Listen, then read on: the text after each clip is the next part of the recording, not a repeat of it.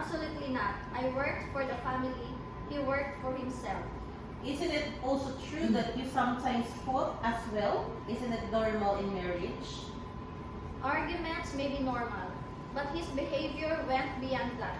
His consistent neglect, irresponsibility, and lack of concern showed an inability to fulfill basic marital obligations. You said to try to fix the marriage. Did you ever go to the marriage counseling together? I suggested it, but he refused to go.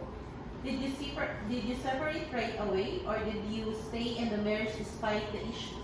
I stayed, hoping things would improve for the sake of our children, but eventually it became clear that change was not possible.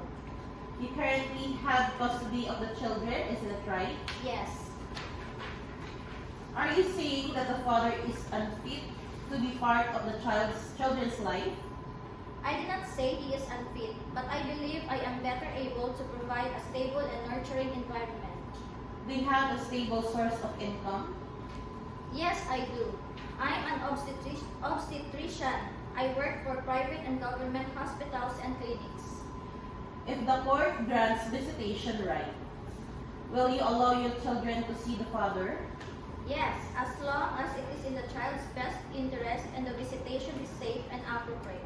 Isn't it true that you filed this case because you wanted to marry against someone? No, I filed this case because I want to be free from marriage that was never valid from the beginning. Would you say you also had faults in the marriage? I tried my best to fulfill my duties as a wife and a mother. I am not perfect, but I did everything I could save the marriage.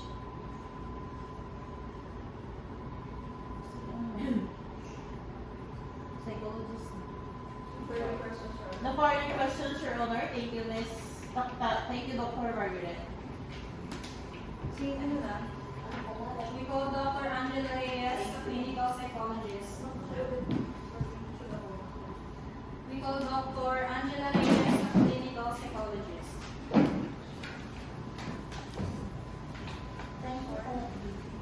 This is the sworn affidavit of Dr. Angela Reyes.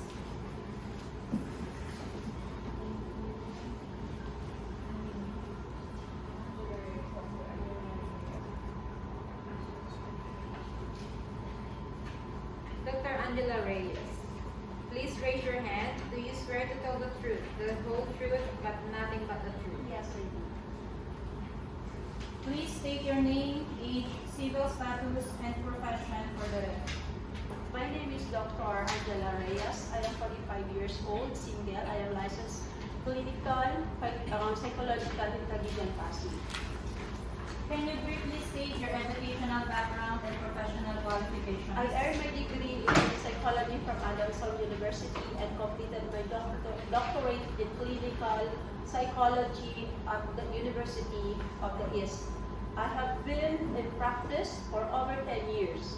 I have handled more than 20 years of 20 annulment-related psychological assessments. Are you familiar with the petitioner, Margaret Ponce?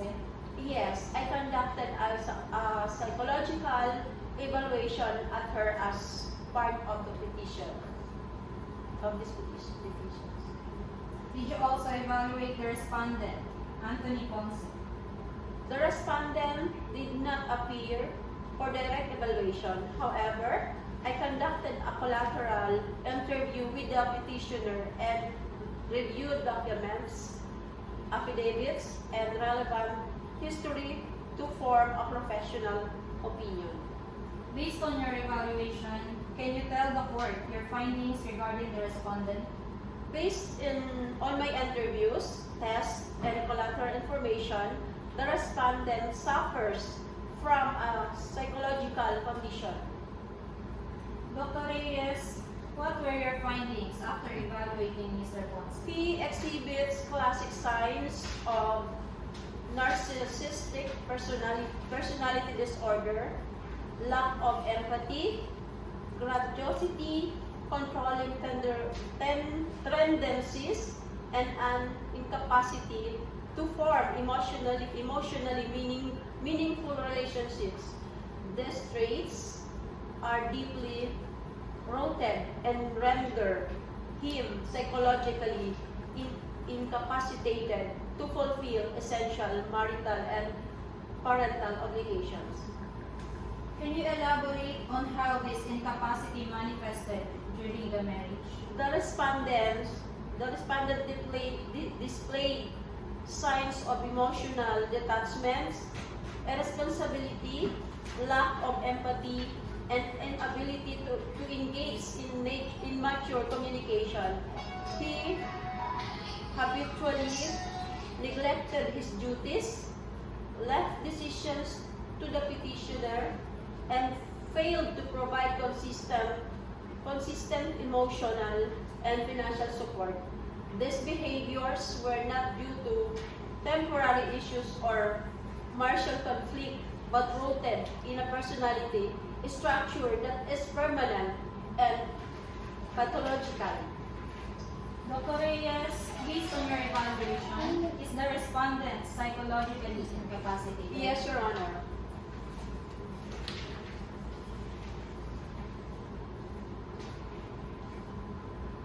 Judge.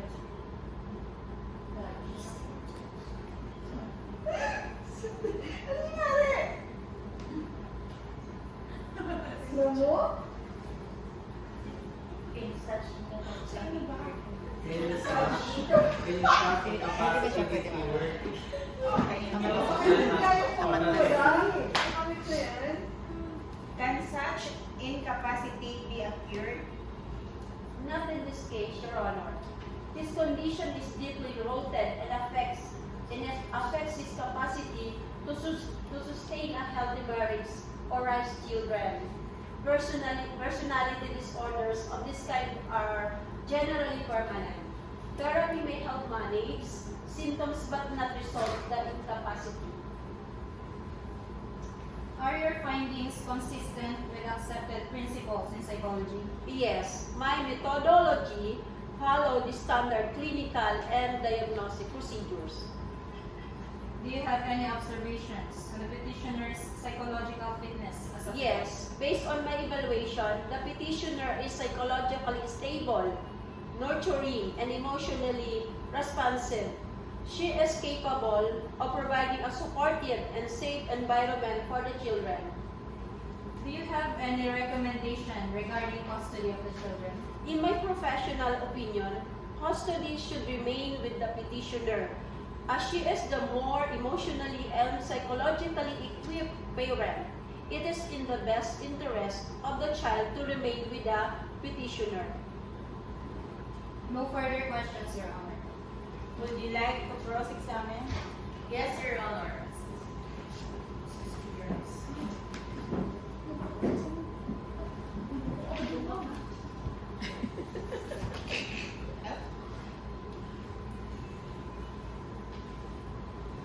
Dr. Reyes, you were hired by the petitioner in this case, right?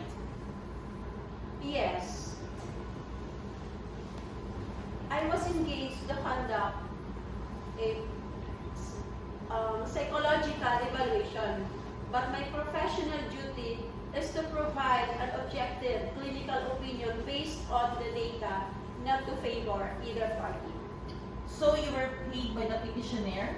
Yes, as is standard in private psychological assessments, but that does not influence the outcome of my evaluation or the integrity of my findings. Would you agree that you did not examine the respondent personally? Yes, the respondent did not present himself for evaluation. However, per jurisprudence and clinical practice, I conducted a collateral evaluation, which is an accepted method in psychological assessment, especially in annulment proceedings. Is it not more accurate to base a diagnosis on personal interviews with both parties? That would be ideal, but not necessary. In case of non-operation, we use collateral sources, form statements, testimonies, history provided by the petitioner.